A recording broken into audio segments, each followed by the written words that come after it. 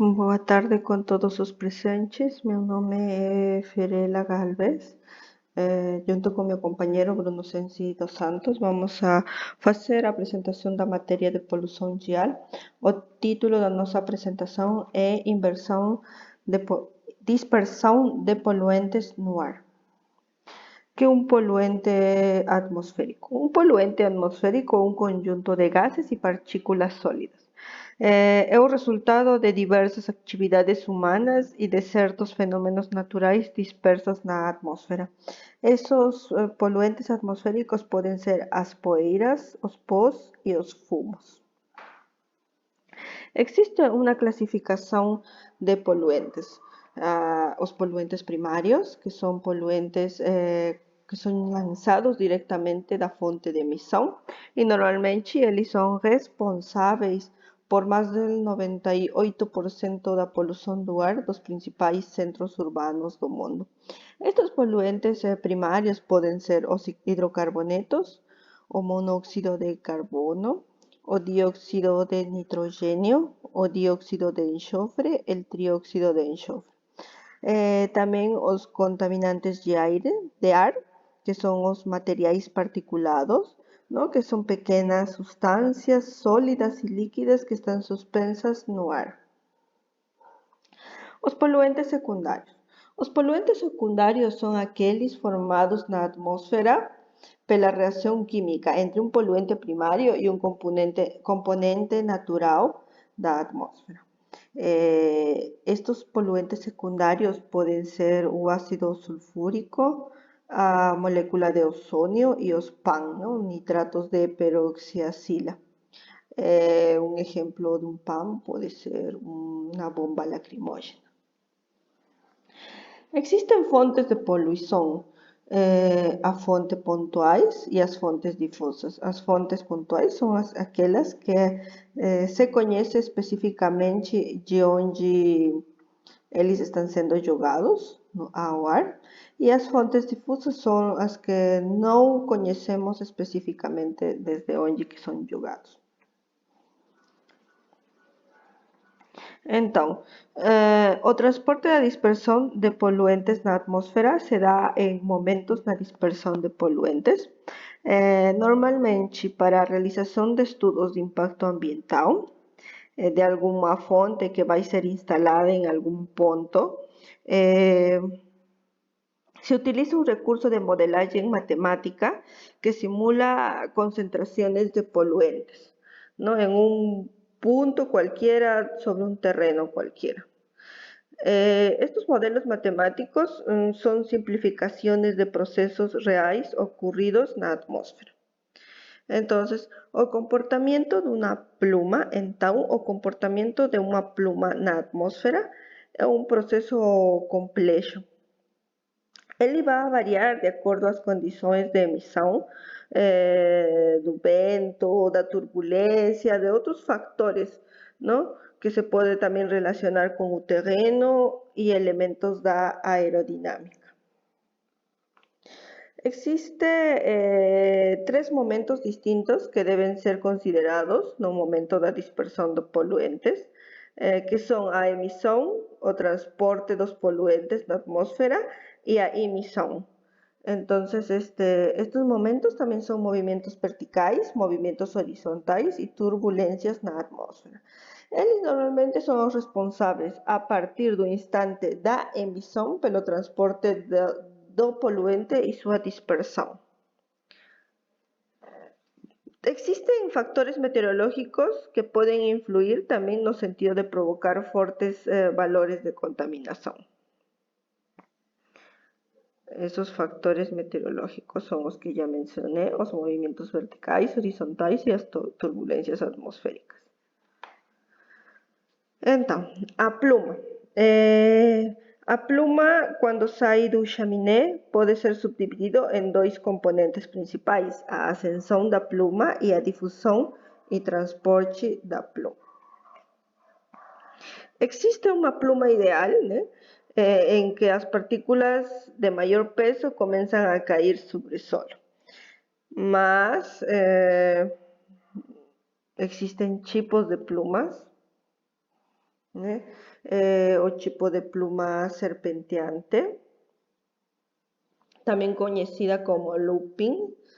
Este tipo de pluma serpenteante ocurre en condiciones predominantes, por ejemplo, cuando la atmósfera está instable, existen ventos fracos, puede tener altas concentraciones de poluentes, hasta 40%. Se da normalmente en días típicos de verano, días ensolarados, cuando existe turbulencia mecánica acurada. Outro tipo de pluma é a pluma de tipo cônica. Ele também é conhecido como coning. A forma como se pode olhar na tela é tipo um cone. E para que exista este tipo de pluma, as condições predominantes são parecidas ou semelhantes a la serpenteante, entretanto um pouco mais moderadas. Ocurre en días ensolarados, días de tempestade de verão. Esos días son comunes na primavera o otoño y tienen grande presencia de nubes, acúmulos.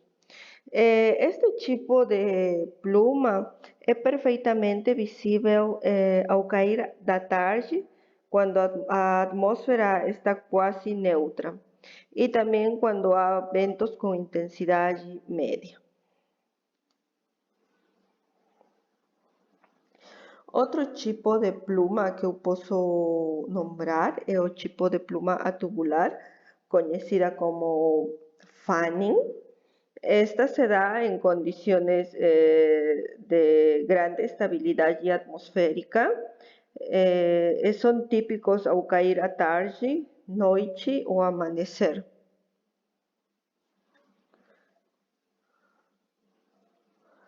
Outro tipo de pluma é a pluma fumegante. Este tipo de pluma ocorre en condições predominantes, ¿no? Ocorre quando a pluma vai ficar aprisionada na capa de inversão. Aqui, isso daqui, que se pode olhar na tela, é a capa de inversão, na qual esta capa se rompe pela parte inferior. Esa parte inferior es instável, dejando libre a pluma. Y también ocurre cuando existen elevados teores de concentración. Este tipo de pluma fumegante é típico das primeiras horas após a saída do sol, quando provoca inestabilidade junto ao solo.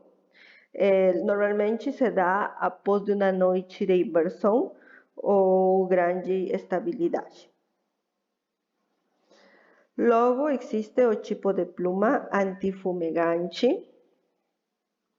Este tipo de pluma antifumegante também conhecida como lofting, ¿no? Esta pluma possui energia suficiente para atravessar a capa de inversão, por isso é que está acima da capa de inversão que se pode olhar na figura. A parte inferior da pluma fica normalmente aprisionada e também o melhor caso de dispersão de plumas da ordem de 200 metros é esta antifumegante e o típico do entardecer.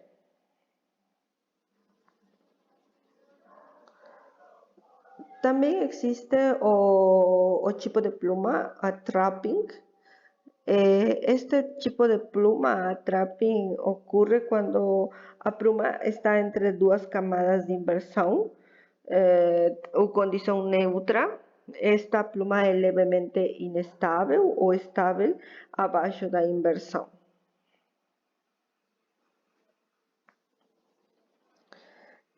Existe um autor, Kawano, ele fala que existem algumas condições favoráveis na dispersão dos poluentes na atmosfera, os quais ele relaciona assim: quando a chaminé é alta, é favorável, não, a dispersão de poluentes.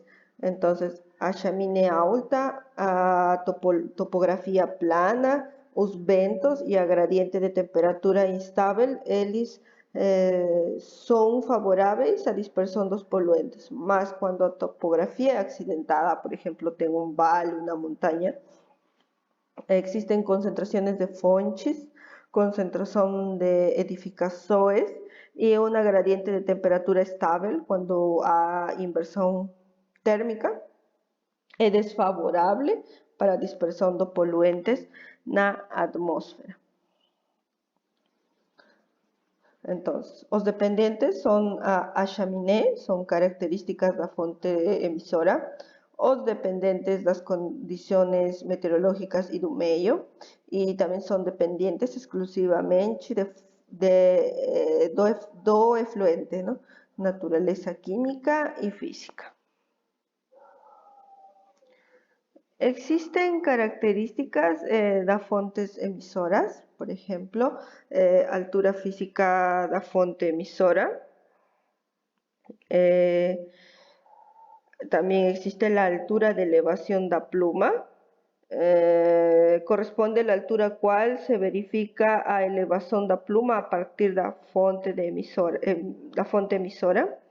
A altura efectiva da fonte emisora, que normalmente está dada pela suma das características anteriores, antes mencionadas, pues sería la altura da elevación da pluma y da altura física da fonte. También otra característica da fonte emisora sería o diámetro da fonte emisora y a forma de chaminé, también o número de chaminés. Obrigado. Agora meu companheiro Bruno vai continuar com a apresentação.